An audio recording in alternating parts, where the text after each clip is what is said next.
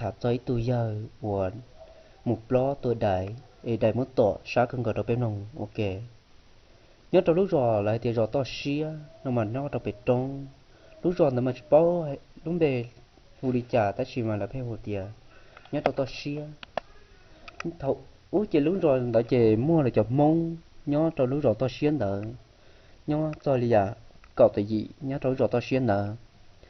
chỉ nhớ nhớ trong bể chỉ là ua tây dân ua tem lệ sư cái chế một chữ tao cho nhớ trong bể trống chỉ nhớ chỉ tao in tù sư chỉ là mới sống nia chỉ là ua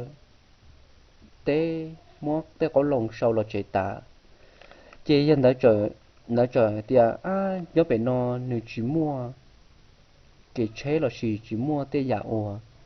yo ua ba tàu yo đi chế lợi dụng cái là nhớ nó tế tiền chỉ đâu có tiền nhớ phải trống chỉ cho mong ua nhớ đâu phải trống để lọ lợ chỉ là cú bỏ tay tiền là cú khử tông bảo bốn nhia là chỉ tụi tôi chết thù trong hình chỉ là cú xả bỏ tiền cho tiền là nhớ phải trống linh đạo mù chỉ có chỉ mua cái bản mang là chỉ mua tới giờ ôi ba tàu là trì là luôn đa là là luôn đa là lên đá cậu lòng là luôn đa đá cậu chỉ là tiền đi mấy xong chỉ lại sau có số lòng là thật chạy ta nó biết cho ta sư chỉ đi shit thả chỉ tiền còn lăng kề rồi nhớ trong đã tết tiền đã nọ cho là tết chết thu chỉ nếu nhớ đầu về cúi giò là một ô bà một say chết thu về cúi giò sư chỉ nhớ trong đời cho cái chế một đôi bể là cú rồi bể mà cú đây thia một rồi à chỉ cho số một kế thia một rồi bể nói rõ to xếp bể chỉ là chuyện cái là trong tết tiền đã nó ta là chỉ là phê cho nên một sai chia sẻ chủ bể là mua ốp bang nhu nhu bể mà là mua cho liền cầu tự gì mà là ít trừ nó một nhó ít à thi mà lòng nó ít trừ ta chỉ là ua ít nổi nữa mà ít nổi nó chỉ chúng ó lành chứ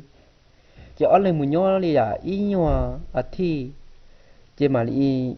lò chỉ cho mà một nhó chỉ lại phép bảo là một lò sai là cho nhu chỉ cho món là cho nhu mà chống cơn gạo li thì tết chưa thu chỉ lại chậu lon đã no trong đã tết tiền là no chỉ nên chống đi chống má xua chống đi chống chỉ mua chờ cho để cho chia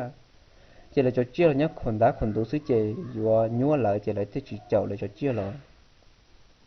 chỉ là phải mù nhó sấy nhu nhu bị trống bị gì mua ít xong nè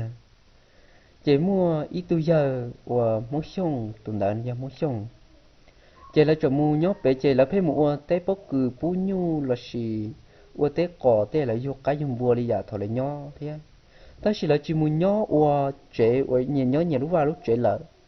là mù nhó chỉ là chỉ nhó tao lú rồ là nhó là chỉ mù nhó tao chán nhung là xí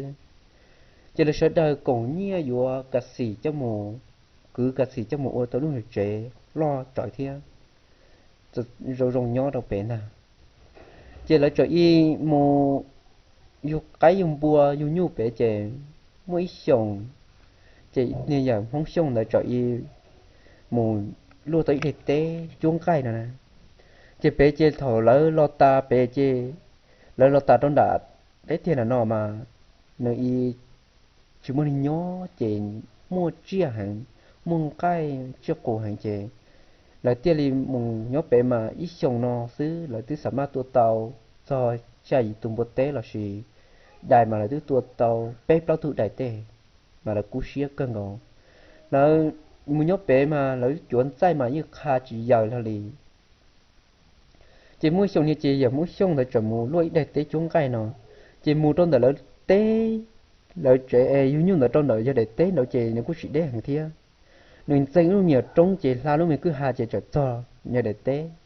chị để tế là bây giờ mua lúa kia cho tập lợi rộng thôi sắp phó ùa chuông cái còn cầu sư chị là mua giờ mua in chu cho in chu bóc cừ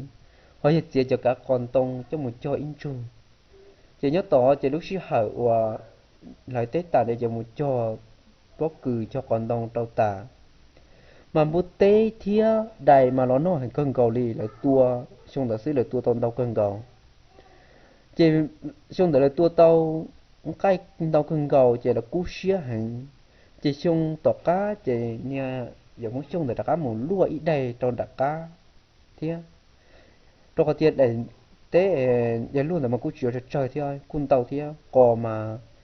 bố nó ít xong xứ mà có như chặt tay tàn thôi nhớ chỉ còn chuyện mà như liệt tiếp plong xứ chưa dạ chỉ mua dạ chỉ nhau học tế này dạ liệt tiếp plong xứ nhưng một cho mà có mà vào cái hạ tàn thôi yom bùa chọn nó cầu sư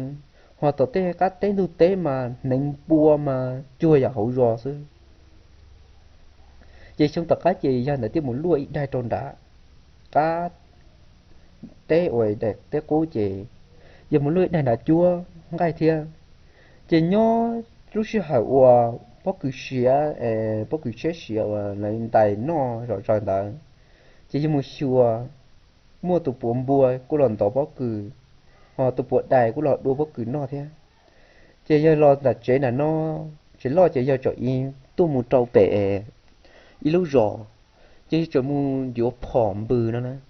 sau xong mà giờ chúng mà phỏ rong chỉ giờ chuột trở lại mù xứ chỉ giờ chỉ tao phỏ rong tua chỉ trồng ra phỏ phái thế xứ chỉ mù chỉ tay chưa lo chỉ tua chỉ khó xía lo thế giờ muốn chỉ chưa lo dù tua chỉ dù chuyện ba xía thì dù tua tao đi nó chỉ tiêm mua tôi mua dù tao ít tôi giờ ít đắp phỏng bự lọt to chỉ xong là chỉ tiêm thì một ló chỉ tiên chê tôi muốn sáng nhau về no chê nhưng tiên muốn rõ giờ tha cỏ thì tha bất cứ chê mua giờ muốn rõ chê lọ ít tu bùa mua trí tàu giờ tu tàu tụm buồn đấy chê giờ là hồ là một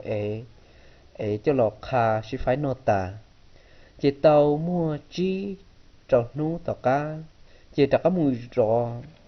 ôi cha ít tu nãy đài lò đặt cá té lò đùa bóc cử trong đặt cá té nè chơi cho mùi rõ chơi thời gian mùi rõ nữa mà giờ muốn rõ chơi một cua thời tà chơi giờ mùi nhó cho học là té chơi cho mà thói cho kể vô là cho đặt họ đầy đùa bóc cử đã chơi cho trên đã chế bia giờ mùi rõ chơi giờ chỉ cho năng lió giờ mùi rõ chơi giờ mùi ít lần xứ chơi giờ mùi rõ chơi mo lối tụt đài lò chè như thấy phỏm bự trâu giống mà hầu giờ tua trâu chỉ sát chạy đại trực khía là đại trực khía chơi giờ lò cho bể chế như bể no chơi giờ hai trâu chó tôi nói nhớ bể chế như bể no chơi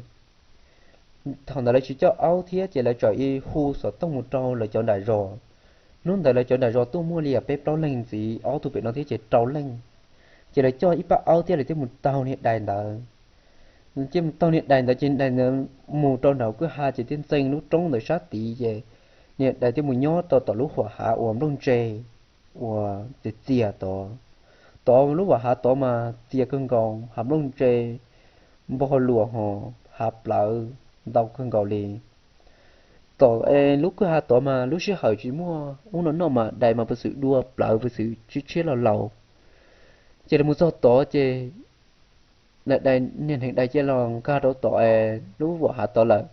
chỉ là tôn đã cứ ha đã chỉ là chủ sĩ thả chỉ ít tiền chỉ xứ áo tu một tràn hiện đại nhóc trâu bể hậu hạ tua áo chuyện cho cần bể đại mua áo tàu mà áo vật sự quậy ở về tua xứ họ vật sự nghi ngô cho vậy ông dùng chia đại nà chỉ đây là ít trâu lo chỉ đây trai cho áo chỉ đây chuyện trên đỡ đâu sợ cha chỉ đại chuyện tên đỡ đâu sáng đầu chỉ nên giờ muốn xong để trời mua tạc cái đâu sáng đầu chỉ cho vì cha cho nên lo trong đại lục cá là chỉ cho mua tà nhà mua nhà lại tà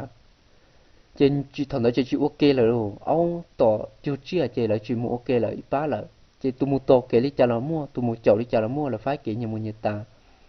chỉ tôi giờ muốn xong để tiền tên thì đâu sáng đầu mua lúc cứ hai nhá sáng đầu chỉ giờ tiền tao cứ hành để đâu bền thế thì tiền mù tôi phải lúa hạ và sống tổ trưởng đã làm được sát tí mỗi đại nhà quốc tế như sát tí chỉ tiền làm được sát tí đại quốc tế thì mình thọ cân gạo đi chỉ nhiệt đàn cao một đôi tí chỉ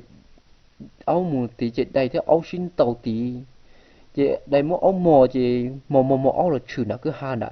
giờ nhỏ hạ sống tổ trưởng đã non chỉ tiếp bỏ đây lo cho bé chỉ áo thiết đây mà ít cho bé lo xứ còn tôi sao hủy bia của tôi sao hủy bia chỉ tiên ta ngồi trong phòng bự tí tây nhiệt đại ôi cha tây nhiệt đại tôi đại chỉ sát chỉ mò đại hình vậy đại mò trâu chỉ về lo chỉ dân tỷ chỉ tao tham một thứ chỉ đại là muốn nhân mò chỉ muốn nhân tàu tây nhân dân tiếc lo chỉ như ôi tao trả đại tôi sát sau là áo trời thọ ít phân chi dọ đại có từ là xuyên dọ đại có từ một trả đại chỉ cho chơi đi đại nhưng phải phong tôi nghe giờ muốn xong hậu sư chị đại tiết tí khởi ni giờ đã lúc chỉ tao chưa tuần thon thật có chị giờ nó mó lùa với chị trả lấy tí vò chị tên trên mua máu sừng to to tàn đi đại bua thì đại khởi mình trên một câu la tả chị viu qua thì qua họ hu nhẹ hu chỉ họ có sự xa hạn đá vò bị tua luôn chị lại tia ba tới tia lò chuyển được cái hàng nó chị áo cu số áo họ số đại cu số đại về cứ hà về tua chị lại tia ôn chị đại ôi cha đâu giờ luôn nó chị lại tia ít trâu một cho bé lỡ nhớ bé nó chia mà nên đại muốn cho chay tôi sao hậu mà đại bởi sự y khơi thì khơi họ tỏ thì tỏ đi giờ mà qua hu nhẹ hu chỉ rồi nó lúc xưa lại tia bao bao nó sư mà áo mà bởi sự tỏ vi vơ do đại bố tư một cha đại chỉ cho đi chỉ đi mới giờ thì dàn chia cho bền tê nản thiêu muốn na chọn trai lại chọn chỉ cho cả mù chỉ dàn tới thì lâu trở rồi có tiền nó nhung từ mò bé cho tới xong lại chỉ tiền dàn thiêu mù cho nó bền to chỉ thằng cái đó phở lồng giờ đó phở cà phê giờ chỉ tiền ta lồng trâu giờ trở nên hiện đại đi ở đàn hiện đại xứ chỉ hiện đại tuổi giờ hậu chỉ hiện đại truyền truyền đi từ đi chỉ một tương cầu để ít đàn ở hiện đại xứ chỉ tí phò tí cầu chỉ rõ tê ở một sự tê đại hậu xía là chỉ đọc họ trò luôn chỉ con được to chỉ đấy chỉ cho rồi chỉ đấy trên tỉnh họ sát to chỉ nia giờ hậu ít qua chỉ tao đi chơi đi lời chỉ ní yên tí tuần đọc ba hậu xứ chỉ chuồn nó lu hậu xía thì bơ bông xứ hay chỉ tao lu đi tên trên mua mà bún chả tàn đi chỉ nia đại mà to thì sát to chỉ đại mà hốt chen sát to chỉ là tôi chỉ thay giống mu khởi hiện đại đi là chỉ mu thay mu muốn hiện đại chẳng đi chỉ là muốn dân đời in chẳng chỉ sát tỏ nó chỉ là muốn giờ cha cái lời rau chỉ chưa giờ mà giờ giờ muốn trả lý tí vò giờ thì tao chỉ mua lo đi là chỉ lấy tiền in muốn giờ ấy cho lò thằng đó là chỉ muốn hiện ấy tụ đại lên thằng đó này nên trong sát đầu chỉ là chỉ ấy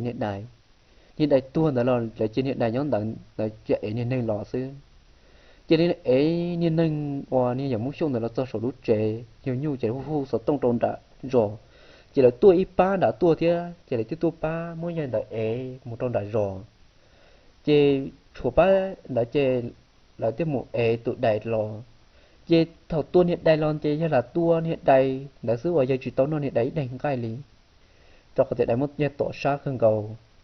giờ chỉ một trong một cái gì chiên nâng chỉ là cho giờ cho là cái chế này nó chỉ là chỉ thao chỉ tôi một kho trong bên trong xứ chỉ là mỗi cái kho ta chỉ thao thao tôi trong bên trong ở chỉ chua mà này màu đồ bò mà này màu nông thì uất trà nó mà lấy hay chỉ đại tỏ nó mà này màu mình sai sắp lại đi là sau chúng cơn cầu đi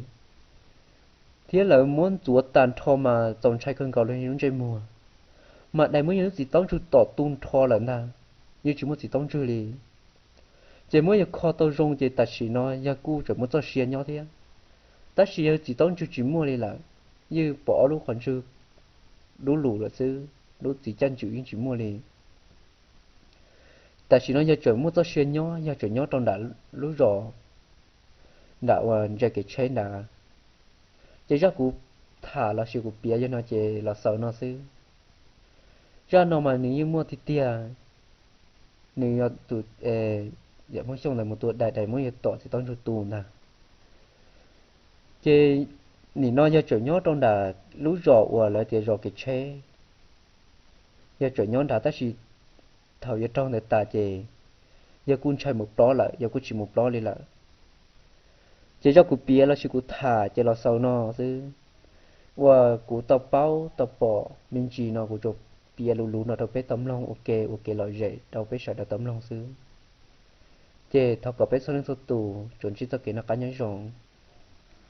sẽ là nhóm rồng